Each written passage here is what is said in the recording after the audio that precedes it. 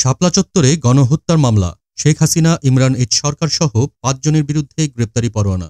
২০১৩ সালের ৫ মে শাপলা চত্বরে হেফাজতে ইসলামের সমাবেশে সংঘটিত সহিংসতার ঘটনায় দায়ের হওয়া মামলায় সাবেক প্রধানমন্ত্রী শেখ হাসিনা, সাবেক আইজিপি বেনজির আহমেদ, গণজাগরণ মঞ্চের নেতা ইমরান এইচ সরকারসহ ৫ জনের বিরুদ্ধে গ্রেপ্তারি পরোয়ানা জারি করেছে আন্তর্জাতিক অপরাধ ট্রাইব্যুনাল। একই মামলায় এর আগে গ্রেপ্তার হওয়া সাবেক সেনা কর্মকর্তা জিয়াউল আহসান সহ ৪ জনকে শোন অ্যারেস্ট অথবা অন্য মামলায় আটক থাকা ব্যক্তির বিরুদ্ধে নতুন মামলায় গ্রেপ্তার দেখানো করার নির্দেশ দিয়েছেন আদালত। বুধবার ১২ মার্চ আন্তর্জাতিক অপরাধ ট্রাইব্যুনালের চেয়ারম্যান বিচারপতি মোহাম্মদ গোলাম মর্তুজা মজুমদারের নেতৃত্বাধীন বেঞ্চ এই আদেশ দেন। প্রসিকিউশনের পক্ষে শুনানি করেন চিফ প্রসিকিউটর মোহাম্মদ তাজুল ইসলাম ও প্রসিকিউটর মিজানুল ইসলাম।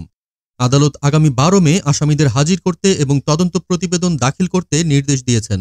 মামলার অন্য ৪ জন আসামি হলেন সাবেক স্বরাষ্ট্র প্রতিমন্ত্রী শামসুল হক টুকু, সাবেক আইজিপি শহীদুল হক, সাবেক সেনা কর্মকর্তা জিয়াউল আহসান, সাবেক পুলিশ কর্মকর্তা মোল্লা নজরুল ইসলাম। ২০১৩ সালের ৫ মে হেফাজতে ইসলাম তাদের ১৩ দফা দাবিতে ঢাকার মতিঝিলের শাপলা চত্বরে সমাবেশ করেছিল।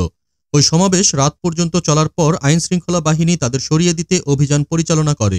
এই ঘটনায় বেশ কিছু হতাহতের খবর পাওয়া যায়, যদিও নিহতের সংখ্যা নিয়ে বিতর্ক রয়েছে। হেফাজতে ইসলাম দাবি করে ওই অভিযানে তাদের হাজারেরও বেশি কর্মী নিহত হয়েছে। তবে সরকারের পক্ষ থেকে বলা হয় এই সংখ্যাটি অতিরঞ্জিত এবং হতাহতের প্রকৃত সংখ্যা কম। আন্তর্জাতিক মানবাধিকার সংস্থা হিউম্যান রাইটস ওয়াচ এবং স্থানীয় সংগঠন অধিকার তাদের পৃথক প্রতিবেদনে বলেছিল, ওই রাতে আইনশৃঙ্খলা বাহিনীর ব্যবহৃত শক্তি ও নিহতের সংখ্যা নিয়ে স্বচ্ছ তদন্ত প্রয়োজন। হেফাজতে ইসলামের পক্ষ থেকে অভিযোগ করা হয় ২০১৩ সালের ওই অভিযানে সরকার নির্বিচারে গুলি চালিয়ে গণহত্যা চালিয়েছে। গণজাগরণ মঞ্চের নেতা ইমরান এইচ সরকার সহ অন্যরাও তখন সরকারের পক্ষে কঠোর অবস্থান নিয়েছিলেন। এই মামলায় অভিযুক্তদের বিরুদ্ধে অভিযোগ হল তারা ৫ মের ঘটনায় প্রত্যক্ষ বা পরোক্ষভাবে ভূমিকা রেখেছিলেন এবং রাষ্ট্রীয় বাহিনীকে ব্যবহার করে দমন অভিযান চালিয়েছিলেন।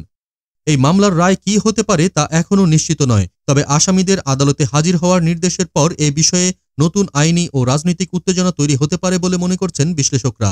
দেশজগৎ ডেস্ক নিউজ।